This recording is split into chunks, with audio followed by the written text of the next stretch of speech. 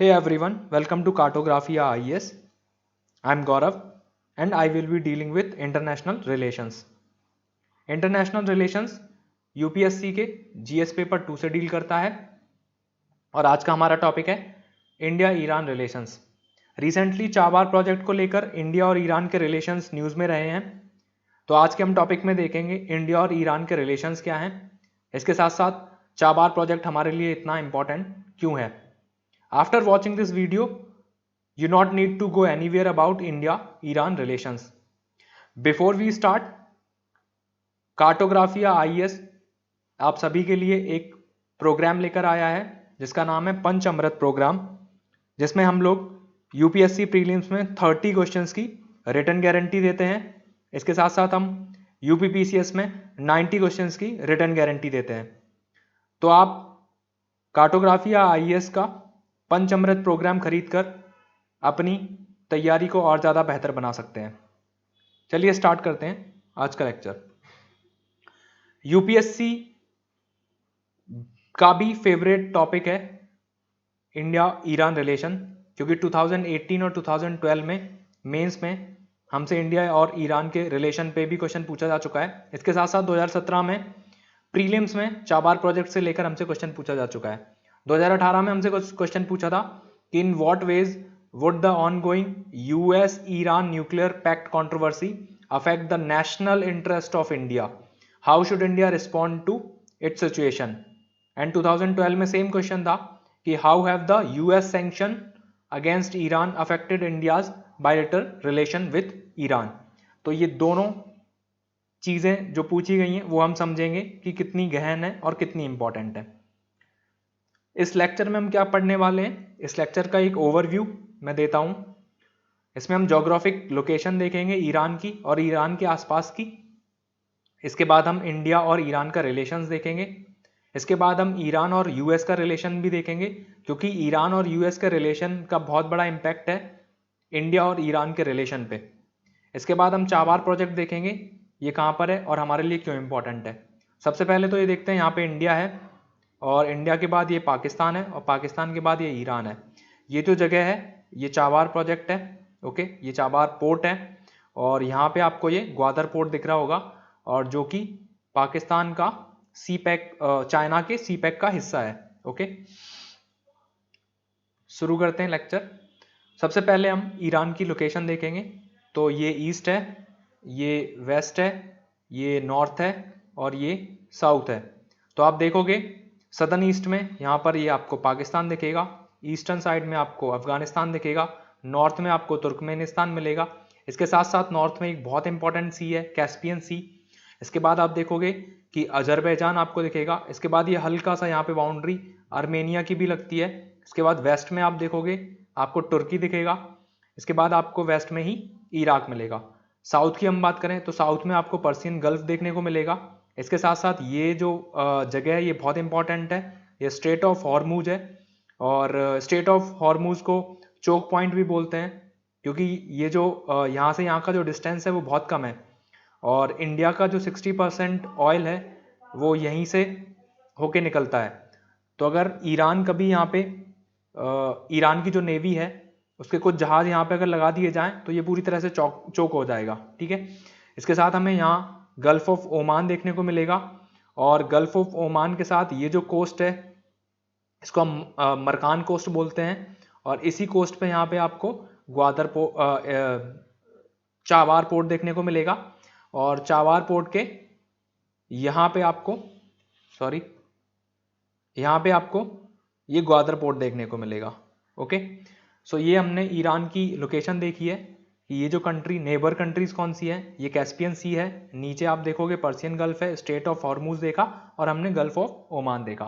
Caspian सी हमेशा important रहा है, तो इस कैस्पियन सी के बारे में थोड़ा सा देखेंगे कि ये जो ईरान से कैस्पियन सी ऑब्वियसली यहाँ से यहाँ तक पूरे ईरान से लगता है। इसके बाद तुर्कमेनिस्तान से लगता है, इसके बाद कजाकिस्तान से लगता है, रशिया से लगता है और अजरबैजान से लगता है। इसके अलावा यहाँ पे आपको दिख रहा होगा अराल सी। तो अराल सी किन देशों में है, तो इसको याद करना बहुत ही आसान है, यूके, उज्बेकिस्तान और कजाकिस्तान के बीच में। ओके, सो कजाकिस्तान यहाँ पे दिख रहा है। तो कजाकिस्तान से एक इंपॉर्टेंट पॉइंट ये है कि इंडिया सबसे ज़्यादा यूरेनियम अब कहाँ से खरीद रहा है, तो कजाकिस्तान से खरीद रहा है। ओके, सो आप देखोगे ये जो ईरान के साथ साथ ये जो पूरा बेल्ट है, ये रिसोर्सेज से बहुत भरा हुआ बेल्ट है। यहाँ पे नेचुरल रिसोर्स बहुत ज़्यादा हैं, इसके साथ यूरेनियम, गैसेस, ऑयल, ये सारी चीज़ें बहुत एक्सेसिव लेवल पे हैं। ओके, तो शुरू करते हैं ईरान और इंडिया का रिलेशन। सो इंडिया और ईरान के रिलेशन की अगर हम शुरुआत करें तो 1947 से पहले पाकिस्तान नहीं था। तो जब हम आज़ाद नहीं हुए थे या जब हमारा बंटवारा नहीं हुआ था, तो तब आप देखोगे कि ईरान और इंडिया, इन दोनों की बाउंड्री, ये देखिए, ईरान और इंडिया की बाउंड्री साझा थी, क्योंकि पहले पाकिस्तान नहीं था। तो ईरान हमारा नेबरिंग कंट्री भी रहा है। इसके साथ साथ अगर हम हिस्ट्री की बात करें, हिस्टोरिक रिलेशंस की, तो आर्यंस ने जब इंडिया पर अटैक किया था ऋग्वेदा के टाइम पे, अराउंड 1500 बीसी के टाइम पे आर्यंस आए थे इंडिया में, ईरान के थ्रू आए थे। तो उसके साथ साथ ये अपना कल्चर भी लेके आए थे और इनके साथ हमारे हिस्टोरिक रिलेशंस भी थे। ईरान में एक सिल्क वैली ऑफ कसान एक जगह है, तो माना जाता है कि ये मीटिंग पॉइंट था इंडियन एंड ईरान सिविलियन का। ठीक है, तो इंडिया और ईरान का जो सिविलाइजेशन है, उनके लोग यहाँ पे मिलते थे, कल्चरल आदान प्रदान इनका होता था। इसके साथ साथ रिलीजियसली ये यहाँ पे रहते थे, मिलते थे, एक दूसरे के साथ इनके बहुत अच्छे संबंध थे। ठीक है, कल्चरल रिलेशन की अगर हम बात करें तो हमारी एक एंशियंट बुक है, इसका नाम है ऋग्वेदा, और ईरान की एक एंशियंट बुक है, इसका नाम है अवेस्ता। तो इन दोनों में काफ़ी ज़्यादा सिमिलरिटीज़ हैं। इनमें जो गॉड्स और मिथ्स की बात करी गई हैं वो बिल्कुल सेम करी गई हैं। इसके साथ साथ इनमें जो सन की बात करी है, काऊ को लेकर बात करी है, उनमें भी बहुत सारी सिमिलरिटीज़ हैं। इसके साथ साथ ईरान के जो फेस्टिवल्स हैं या जो ट्रेडिशन है, उनका इंडिया पे बहुत इम्पैक्ट है। आप देखोगे कि दिल्ली सल्तनत के टाइम पर, इसके साथ साथ मुगल्स के टाइम पर नौरोज जो फेस्टिवल होता था वो काफ़ी फ्लोरिस्ड हुआ था। इसके साथ साथ आर्किटेक्चर में हमें ईरानियन आर्किटेक्चर भी देखने को मिलता है। रिलीजियस रिलेशन की हम बात करें तो after Iran, India has maximum number of Siya Muslims. तो इंडिया के जो रिलेशन है इंडिया ईरान के साथ, उनके जो रूट्स हैं वो काफ़ी डीप हैं और काफ़ी पुराने हैं। अब हम बात करते हैं why India Iran relation are mutually beneficial. India और ईरान के जो रिलेशन है वो एक दूसरे को बेनिफिट कैसे करते हैं। तो अगर हम ईरान की बात करें तो ईरान वर्ल्ड में सेकेंड लार्जेस्ट नेचुरल रिसोर्सेज का रिजर्व है इनके पास। ओके, सो जिसमें नेचुरल गैसेस भी हैं। लेकिन जब ये सेकेंड लार्जेस्ट रिसोर्स इनके पास है रिजर्व, उसके बावजूद भी ये मेजर एक्सपोर्टर नहीं है। क्यों नहीं है? क्योंकि जो ईरान है, ईरान में कंजर्वेटिव लॉ रहा है, इस्लाम का लॉ वहाँ पे चलता है। बहुत ज़्यादा इंफ्रास्ट्रक्चर नहीं है, बहुत ज़्यादा डेवलपमेंट नहीं हो पाया। दैट्स द रीज़न कि यहाँ पे इतना सारा रिसोर्स होने के बावजूद भी मेजर एक्सपोर्टर का इनका काम नहीं हो पाया है, मेजर एक्सपोर्टर नहीं है ये। तो इंडिया इनका क्या कर सकती है, यहाँ पे हेल्प कर सकती है। इंडिया कई सारे प्रोजेक्ट्स चला सकती है, इंडिया इंफ्रास्ट्रक्चर बढ़ा सकती है, इसके साथ साथ फॉरेन इन्वेस्टमेंट ईरान को दे सकती है, और जो कि हम अभी कर भी रहे हैं चाबार प्रोजेक्ट के जरिए, और भी कई रेल लिंक प्रोजेक्ट चल रहे हैं हमारे। तो इंडिया यहाँ पे सीधे सीधे हेल्प करती है। अब इंडिया को क्या फायदा होता है, ईरान का जो ऑयल है वो कंपैरेटिवली चीप है। चाहे इंडिया सऊदी अरेबिया से ऑयल खरीदे, इराक से खरीदे या यूएस से खरीदे, उन सबसे ज्यादा चीप हमें ऑयल पड़ता है ईरान का। ठीक है, इसके बाद Iran has several challenges to overcome before it can become a energy supplier. ठीक है, जब ये एनर्जी सप्लायर अगर इसको बनना है तो उसके लिए इसके ऊपर काफी सारे चैलेंजेस है, उनको इसको कम करना पड़ेगा। चैलेंजेस कैसे? जैसे यूएस ने सैंक्शंस लगा रखा है ईरान के ऊपर, तो उन सैंक्शंस में इसको डील चाहिए, और इंडिया और यूएस अलाय हैं, तो वहां पे इंडिया सपोर्ट कर सकता है। इसके साथ साथ मैंने बोला यहाँ पे कंजर्वेटिव अप्रोच रही है, तो डेवलपमेंट बिल्कुल भी नहीं हुआ है, तो इंडिया डेवलपमेंट कर सकती है, इंफ्रास्ट्रक्चर दे सकती है। इसके साथ साथ इंडिया एक आईटी हब है, सॉफ्टवेयर हब है, स्पेस में भी काम कर रही है, तो इन सब का यूज ईरान कर सकता है, और ईरान का जो नेचुरल रिसोर्स है उनका यूज इंडिया कर सकता है। ओके, दूसरी चीज ये है कि रोल इन अफगानिस्तान, अफगानिस्तान को लेकर दोनों का सेम अप्रोच है।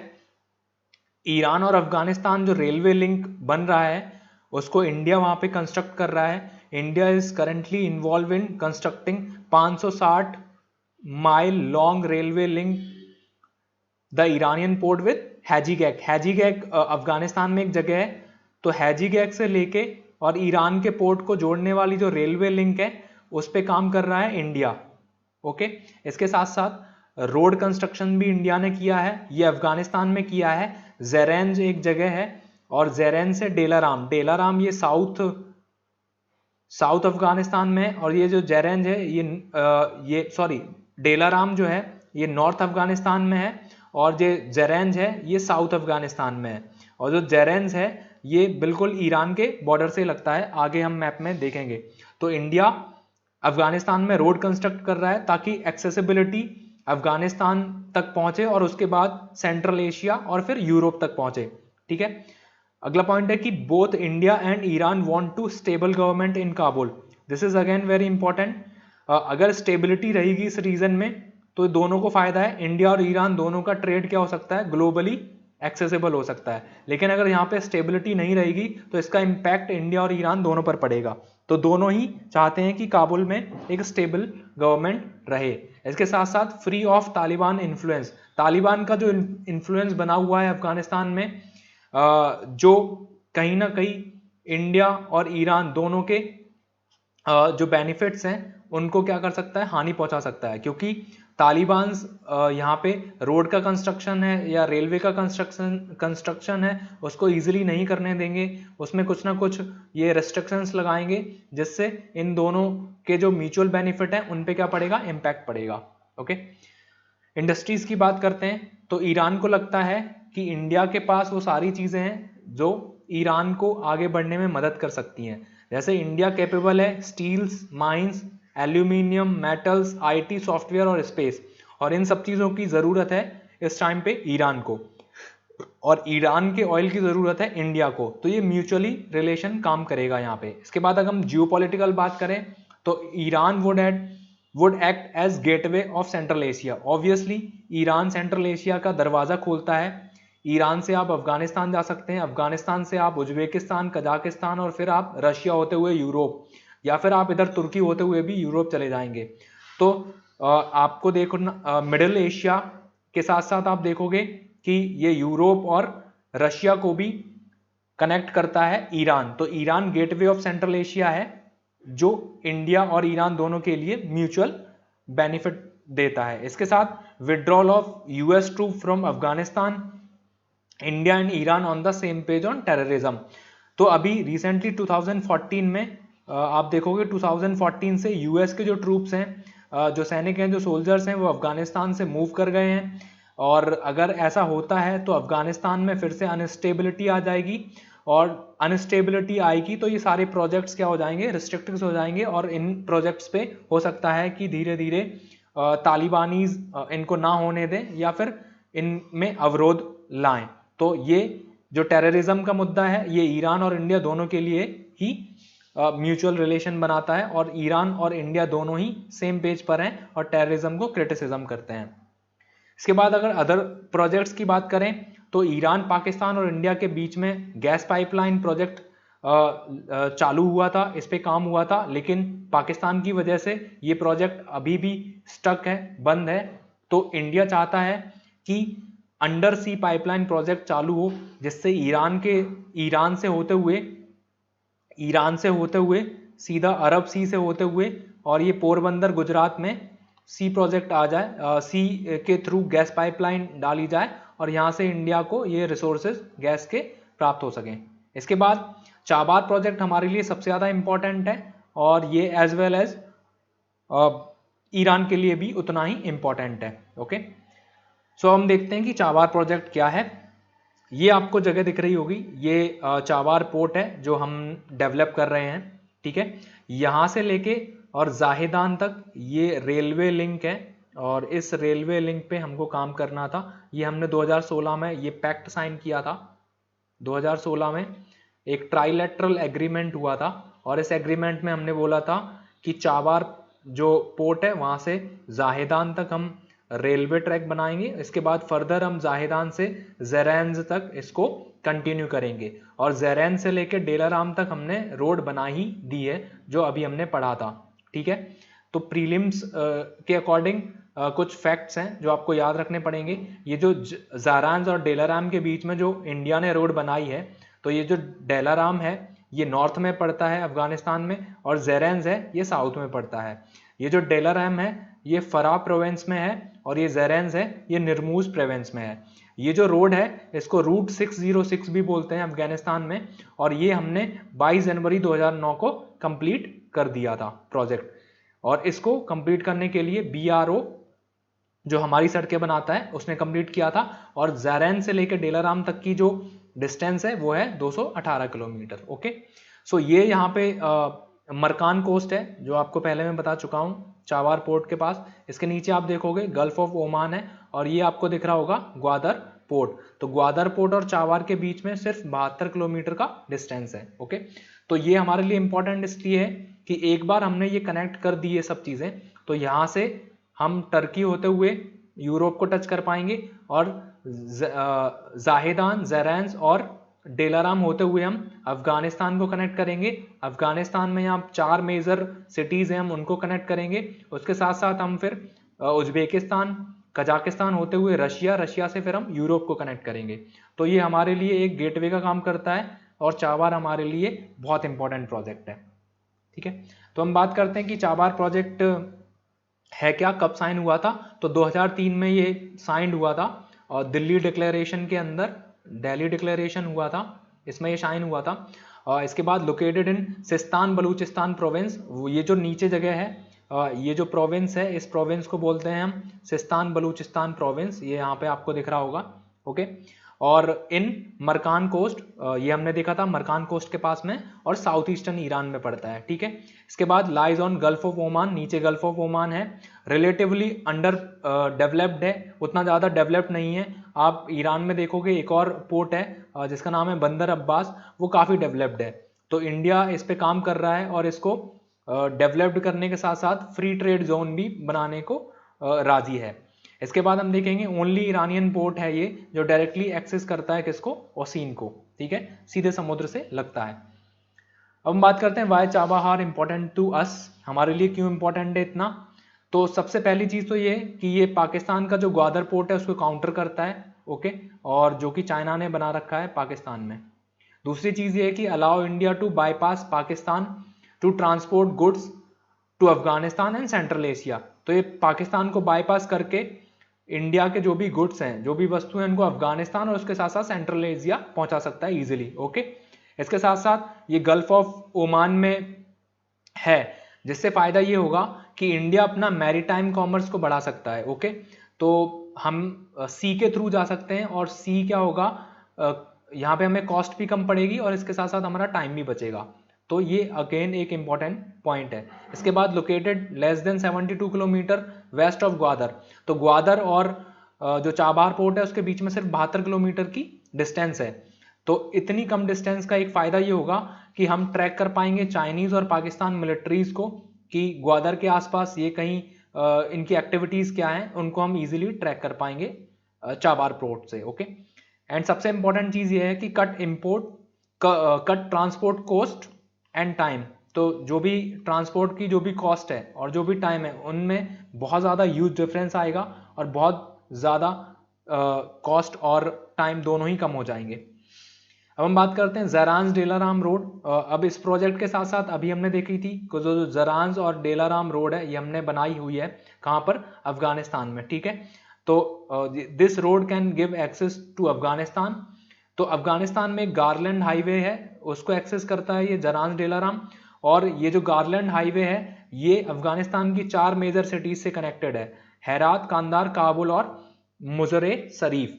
तो इंडिया अगर अपना कोई भी गुड्स भेजेगी तो ये जैसे ही चाबार पोर्ट पे पहुंचेगा, उसके बाद ईरान के बाद ये ज़रांज डेलाराम में ये रोड पे पहुंच जाएगा। रोड से फिर ये 4 जो बड़े बड़े शहर हैं ये कनेक्टेड है, तो इजीली हम यहाँ तक पहुंच सकते हैं। और इसके बाद फर्दर फिर सेंट्रल एशिया के बाद यूरोप के बाद हम रशिया को भी कनेक्ट कर सकते हो। It will boost India's access to Iran, the key gateway to INSTC। ये बहुत इंपॉर्टेंट है कि international north south transport corridor है, ये इसको भी कनेक्ट करेगा। और फर्दर हम देखते हैं कि ये है क्या। तो ये इंडिया है, और इंडिया से आप गए ये यहाँ पे चाबार पोर्ट, चाबार से ये आप ईरान में घुस गए, ईरान से आप ये यहाँ पे अफगानिस्तान में पहुँच गए, अफगानिस्तान में गारलैंड हाईवे से आपने 4 शहरों को जोड़ दिया। यहाँ से आप फिर ये उज्बेकिस्तान तजाकिस्तान होते हुए आप ऐसे रशिया पहुँच जाओगे, ओके।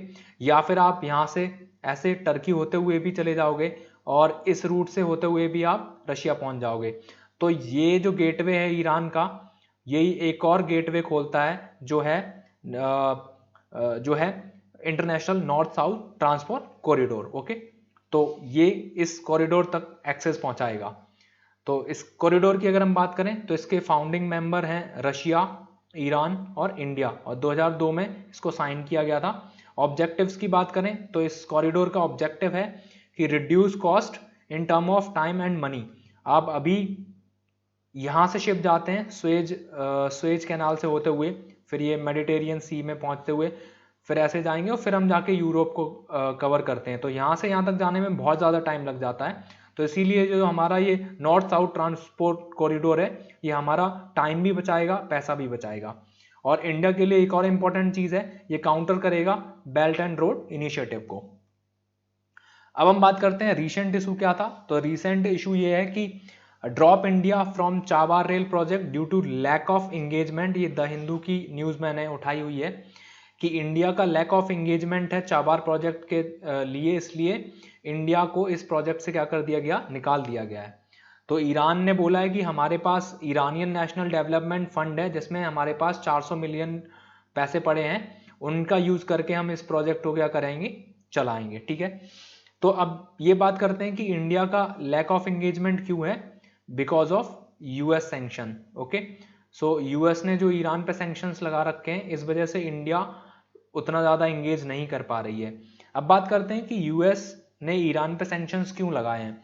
तो ईरान और यूएस की भी एक कहानी है। अगर हम हिस्ट्री ऑफ ईरान जानने की कोशिश करें तो यहाँ पे 3 मेजर डायनेस्टीज की हम बात करेंगे, सफाविद डायनेस्टी, कज़ार डायनेस्टी और पहलावी डायनेस्टी। सफाविद डायनेस्टी की अगर हम बात करें तो 1501 से 1736 तक सफाविद रहे हैं। इसके बाद कज़ार 1785 से 1921 तक रहे और उसके बाद पहलावी 1921 से 1979 तक रहे हैं। सफाविद डायनेस्टी आपने तब भी सुना होगा जब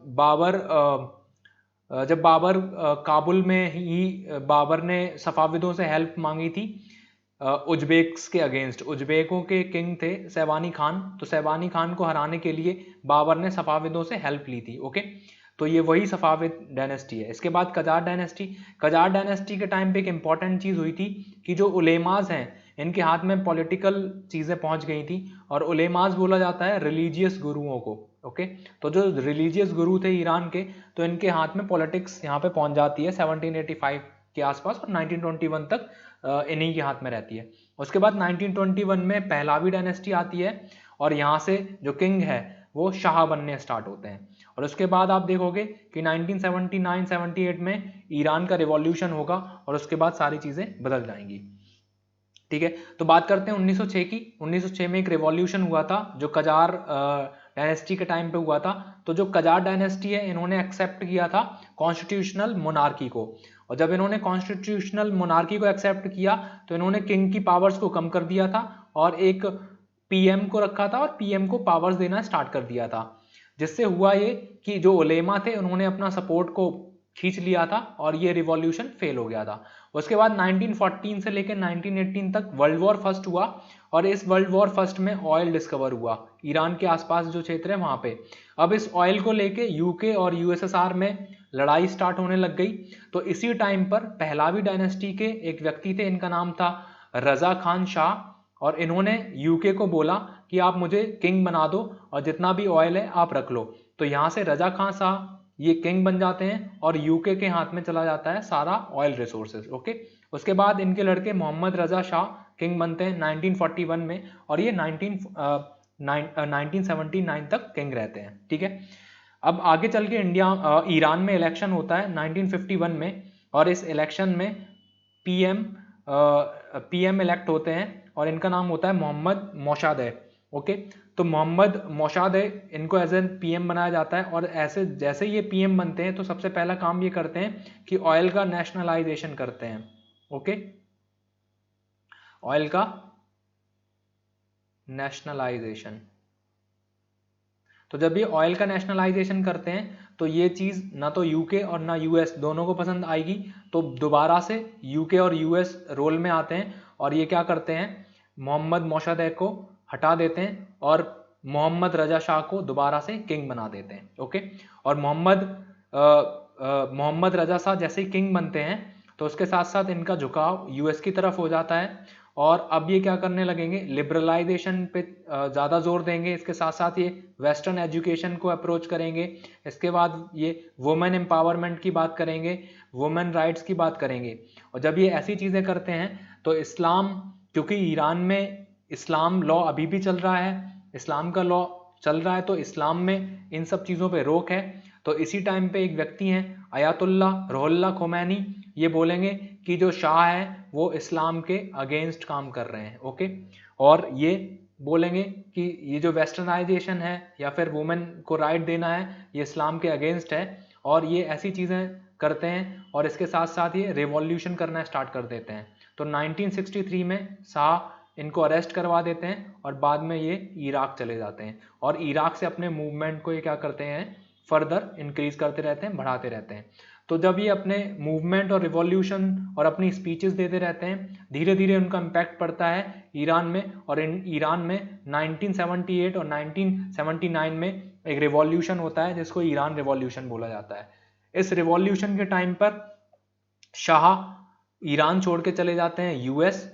ओके, और जब ये यूएस चले जाते हैं तो ईरान रिवॉल्यूशन के टाइम पे ईरान के कुछ स्टूडेंट्स होते हैं, ये यूएस की एम्बेसी पे अटैक करते हैं और इस एम्बेसी में से वहाँ पे लगभग 50 या 52 लोग होते हैं, उनको अरेस्ट कर लेते हैं और यूएस से डिमांड करते हैं कि शाह को वापस भेजो, तभी हम इनको छोड़ेंगे।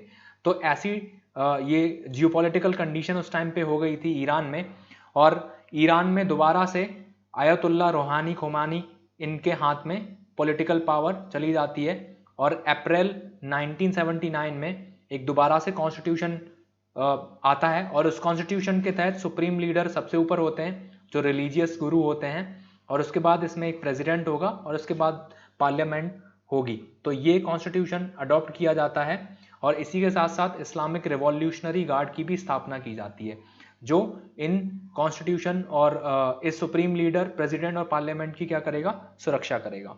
ठीक है, इसके बाद होता क्या है, 1980s से लेके 1988 तक ईरान और इराक वॉर होता है। ये क्यों होता है, इराक का जो इस टाइम पे राजा था, इनका नाम, जो किंग थे, इनका नाम था सद्दाम हुसैन। ओके, तो सद्दाम हुसैन जो थे ये सुन्नी सुन्नी सुन्नी मुस्लिम से बिलोंग करते थे, जबकि इराक में जो पॉपुलेशन थी ज़्यादा वो सिया पॉपुलेशन थी। तो सद्दाम हुसैन को ये लगा कि ये जो खोमैनी जो स्पीच दे रहा है या फिर जो रिलीजियस रिवॉल्यूशन हुआ है, कहीं इस रिवॉल्यूशन का इम्पैक्ट इराक पे ना पड़े। तो इसी डर की वजह से इराक ईरान पे अटैक कर देता है और ये 8 साल तक एक भयंकर युद्ध चलता है, ईरान और इराक वॉर। और ये वॉर इतना ज़्यादा हीनियस हो जाता है कि बाद में जाके यहाँ पे न्यूक्लियर वेपन्स, इनकी लड़ाई स्टार्ट हो जाती है। ओके, और जब न्यूक्लियर वेपन्स आएंगे तो दोबारा से यूएस पिक्चर में आएगा और यूएस क्या करेगा, सैंक्शंस लगाना स्टार्ट कर देगा ईरान के ऊपर। तो यहीं से स्टार्ट होता है कि यूएस 1979 से लेके 2013 तक ईरान पर सैंक्शन लगा के रखता है कि आप न्यूक्लियर वेपन्स बना रहे हो, और क्योंकि आपके पास यूरेनियम और बाकी रिसोर्सेज बहुत ज़्यादा हैं। तो 1979 से लेकर 2013 तक कोई मेजर डेवलपमेंट नहीं होता है। उसके बाद आप देखोगे बराक ओबामा यूएस के प्रेसिडेंट बनेंगे और उसके बाद धीरे धीरे चीज़ें थोड़ी स्मूथ होंगी और ईरान में हसन रूहानी साहब आएंगे और उसके बाद बातचीत स्टार्ट होती है। और उसके साथ साथ 2013 से जब ये बातचीत स्टार्ट होती है तो फिर एक Iran nuclear deal pact sign होता है जिसको JCPOA भी बोलते हैं, joint comprehensive plan of action, और ये 14 जुलाई 2005 को वियना ऑस्ट्रिया में साइन होता है। इसमें एक तरफ ईरान होता है और दूसरी तरफ P5+1 मेंबर होते हैं। P5 जो 5 परमानेंट मेंबर हैं यूएन में, यूएस, यूके, रसिया, फ्रांस, चाइना और +1 जर्मनी। तो ये जो पैक्ट होता है इसमें बोला जाता है कि ईरान से कि आप यूरेनियम का यूज़ कम करोगे और बाकी आप यूरेनियम का जो भी यूज़ कर रहे हो सिर्फ आप एनर्जी में करोगे, न्यूक्लियर वेपन में नहीं करोगे। इसके बाद होता क्या है, यूएस विड्रॉ कर लेता है 2018 में इस न्यूक्लियर डील से और ईरान पे दोबारा से क्या लगा देता है, सैंक्शंस लगा देता है। और इसके साथ साथ अब इंडिया पर भी इसका इम्पैक्ट पड़ेगा। यूएस 8 देशों को बोलता है कि वो ईरान से अब क्या परचेज नहीं करेंगे, ऑयल परचेज नहीं करेंगे। ओके, तो धीरे धीरे आप देखोगे कि फरवरी 2020 में इंडिया ईरान से बिल्कुल पूरी तरह से ऑयल परचेज नहीं करता है, अब जीरो ऑयल परचेज करता है। ओके, और अभी इंडिया सबसे ज़्यादा ऑयल परचेज करता है इराक से। Okay, so this can be asked in your prelims. तो ये पूरी कहानी थी सेक्शंस की। अब हम बात करते हैं why the recent move by Iran is considered as a setback for India. तो 2016 में एक ट्राइलेटरल एग्रीमेंट हुआ था। अब हम बात करते हैं वही चाबार वाली प्रोजेक्ट की, इंडिया, ईरान और अफगानिस्तान के बीच में। ये जो trilateral transport and transit corridor बनाना था, और जिसके लिए इंडिया ने बोला था कि हम आपको रेलवे का एक्सेस पूरा देंगे। ठीक है, तो इंडिया और ईरान के बीच में मेमोरेंडम पास हुआ था जिसमें 628 किलोमीटर रेल लाइन कंस्ट्रक्ट करनी थी, चाहबार से लेकर और जाहेदान तक। तो ये चाहबार से लेकर जाहेदान तक जो भी रोड का कंस्ट्रक्शन था ये इंडिया के अंडर होना था और फर्दर इसको एक्सटेंड करते जाहेदान से जारान तक। ठीक है, तो इंडिया की एक कंपनी है, railway company Ircon, Indian railway construction limited, had signed MoU and promise to promote all services, logistic and structure work and finance कितना, 1.6 बिलियन डॉलर। किस लिए, चाबार से जाहेदान का ये जो रेल प्रोजेक्ट है इसके लिए ये इरकॉन ने साइन किया था। ठीक है, अब रीजन फॉर इंडिया एक्शन। ठीक है, तो अभी ईरान एक्शन, तो ये जो साइन किया था तो इस चीज में क्या हुआ, इंडिया ने बहुत सारा डिले किया है। इंडिया ने सर्विसेज की बात करी थी, लॉजिस्टिक की बात करी थी, स्ट्रक्चर वर्क की बात करी थी और ये सारी चीजें इंडिया ने प्रोवाइड नहीं करा पाई हैं। तो दैट्स द रीजन कि ईरान कह रहा है कि इंडिया बहुत डिले कर रहा है तो हम अब ये प्रोजेक्ट खुद ही कर लेंगे। तो रीजन फॉर ईरान एक्शन ये है कि delay in India's funding due to fear of US sections. ठीक है, तो despite several site visits by IRCON engineers. Okay, so IRCON के जो इंजीनियर्स हैं वो कई बार चाबार पोर्ट पे गए, वहां पे पूरा साइट देखा उन्होंने, उसके बावजूद भी India never began the work because of US sanction. ठीक है, तो यूएस सैंक्शन ना लगा दे कहीं और इंडिया पे, तो इसलिए इंडिया क्या कर रही है, यहाँ पे काम नहीं कर पा रहे हैं। ठीक है, इसके बाद हम अगर ऑयल डिप्लोमेसी की बात करते हैं तो India has already zeroed out its oil import. ठीक है, तो इंडिया अभी ईरान से बिल्कुल भी ऑयल नहीं खरीद रहा है। ठीक है, बिकॉज ऑफ यूएस सैंक्शंस। इसके बाद डिफिकल्टीज इन लॉजिस्टिक प्रोक्योरमेंट।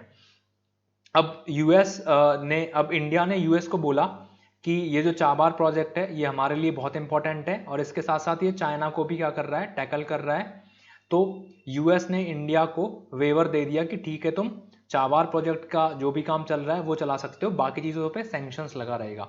लेकिन इस प्रोजेक्ट को चलाने के लिए जो लॉजिस्टिक्स चाहिए, ठीक है, जो सप्लायर चाहिए, वो जो इक्विपमेंट्स चाहिए वो इंडिया नहीं ला पा रही है। ठीक है, जस्ट बिकॉज ऑफ यूएस और ईरान के बीच में क्या है, सैंक्शंस लगे हुए हैं। इसके बाद ईरान को एक बेटर डील दिखती है कहां पे, चाइना में। ओके, सो चाइना क्योंकि चाइना यूएस के अंडर काम नहीं करता। अगर यूएस और ईरान की जो सैंक्शंस लगा रखे हैं इसमें चाइना पे कोई इम्पैक्ट नहीं पड़ता। चाइना जाके ईरान में इस प्रोजेक्ट को चला सकता है। चाइना के पास इतनी सारी कैपेबिलिटी है कि वो इंफ्रास्ट्रक्चर से लेके, लॉजिस्टिक्स से लेके, इक्विपमेंट से लेके ये सारी चीजें दे सकता है। ठीक है, तो ईरान को ये लगा कि इंडिया से अच्छा चाइना है, इसके पास हम जा सकते हैं और इनके पास सारी चीजें हैं। और चाइना पहले भी 2016 में ईरान को अप्रोच कर चुका है चाबार प्रोजेक्ट को लेकर। तो ईरान के लिए बेटर डील है चाइना। दैट्स द रीजन कि ईरान चाइना की तरफ मूव कर गया है। ईरान चाइना की अगर हम बात करें तो the announcement of Iran China 25 year partnership. ठीक है, तो 25 साल की पार्टनरशिप का अनाउंसमेंट इन्होंने किया है और चाइना ने बोला है कि वो 400 बिलियन यूएस डॉलर लगाएगी ईरान में to build infrastructure, connectivity, energy project और चाहबार ड्यूटी फ्री जोन, और उसके साथ साथ ऑयल रिफाइनरी पे भी काम करेगी। तो इससे चाइना को फायदा क्या है? तो चाइना को ये फायदा कि स्ट्रिंग ऑफ पल्स थ्योरी ये बूस्ट करेगी। इसके साथ साथ इनका बेल्ट एंड रोड जो इनिशिएटिव है इसको यहाँ से एज मिलेगा, ठीक है, और इसके साथ साथ ही इंडिया को इजीली काउंटर कर पाएंगे। अब हम कंक्लूजन पे जाते हैं। तो कंक्लूजन यही है कि इंडिया को अभी पीस डिप्लोमेसी बना के रखनी चाहिए, क्योंकि अभी कोई ऐसा स्टेटमेंट ईरान की तरफ से नहीं आया कि इंडिया को हमने पूरी तरह से चाबार प्रोजेक्ट से हटा दिया या बाहर कर दिया है। अभी ईरान ने सिर्फ ये बोला है कि वो जो रोड है चाबार से लेके चाबार से लेके जो रोड बननी है उस रोड को कंस्ट्रक्ट कौन करेगा? ईरान करेगा, ओके। और ईरान अपना फंड जो 400 मिलियन यूएस डॉलर का फंड है वो यूज करेगा। इसके बाद India had allocate 100 crore for the Chabahar project in this year budget. India ने इस बजट में 100 करोड़ रुपए इस चाबार प्रोजेक्ट के लिए एलोकेट भी किए हैं। और इसके साथ साथ सबसे इंपॉर्टेंट चीज़ ये है कि चाइना का जो डेट पॉलिसी है कि चाइना एक बार इंफ्रास्ट्रक्चर के लिए पैसे देती है और फिर लॉजिस्टिक इक्विपमेंट इन सब के लिए देती है, और बाद में ये डेट पॉलिसी का यूज़ करते हैं और फिर यहाँ पे बेस बनाना स्टार्ट कर देते हैं। तो ये चीज़ भी ईरान देख रहा है। तो इंडिया को अभी पीस डिप्लोमेसी रखनी चाहिए, और इसके साथ आगे जो भी चीज़ें होंगी उस पर हम नज़र रखेंगे कि इंडिया और ईरान के रिलेशंस कैसे जा रहे हैं। बाकी आप कार्टोग्राफिया से जुड़े रहिएगा, stay tuned with us, and for more videos आप कार्टोग्राफिया IAS चैनल सब्सक्राइब कर सकते हैं। बाकी थैंक यू।